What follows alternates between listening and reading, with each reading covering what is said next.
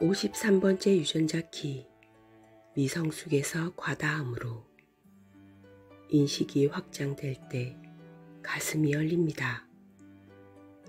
의식의 선물 수준에서 보이는 모든 것은 진화적 충동에서 태어나고 살고 죽는 것처럼 보입니다. 하지만 죽음은 우리가 인식하는 것처럼 수축이 아니라 안으로 들어가는 또 다른 확장입니다. 당신은 당신이 누구인지, 어디로 가고 있는지에 대한 모든 정의를 놓아버리고 삶이 당신을 휩쓸게 해야 합니다. 53번째 선물, 확장.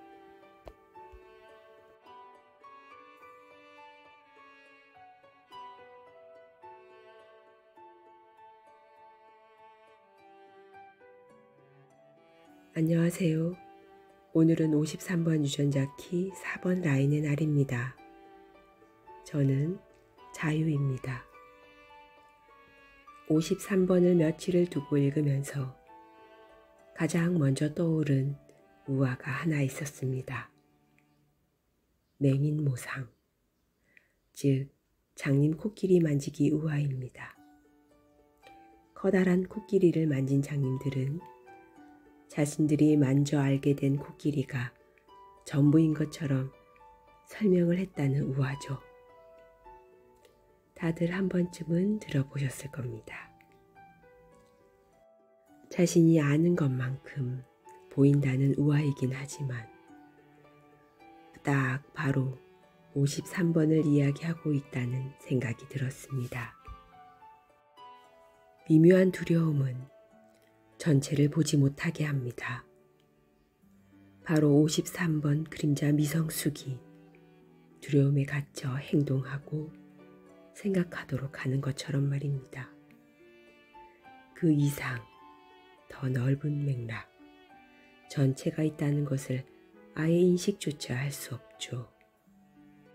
그래서 53번은 인식이 확장되어야 한다고 말합니다.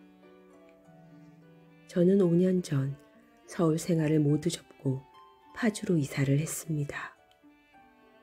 친정 부모님 근처에 살았는데 부모님으로부터 독립하려는 의지도 있었고 서울에서의 빼곡한 주거 형태의 삶을 견디지 못한 이유도 있었습니다. 이사를 준비하면서 저는 커다란 쓰나미 같은 벽을 만났습니다. 저를 보는 사람들의 시선이 꼭 그랬습니다. 편한 생활을 두고 왜 그리 멀리 가냐? 서울에 집 하나는 있어야 한다. 다시 서울 오기 힘들다. 아이들 교육은, 대출은 등등 만난 사람마다 저를 이해하지 못하겠다는 반응을 보이곤 했습니다. 어찌 보면 저는 많은 장님들을 만났던 것 같습니다. 물론 저 역시도 그런 시선이 없었던 것은 아닙니다. 매 순간 그 시선이 주는 두려움이 일었으니까요. 정말 잘한 일인가 흔들리기도 했으니까요. 그런 시선들을 오롯이 견뎌냈습니다.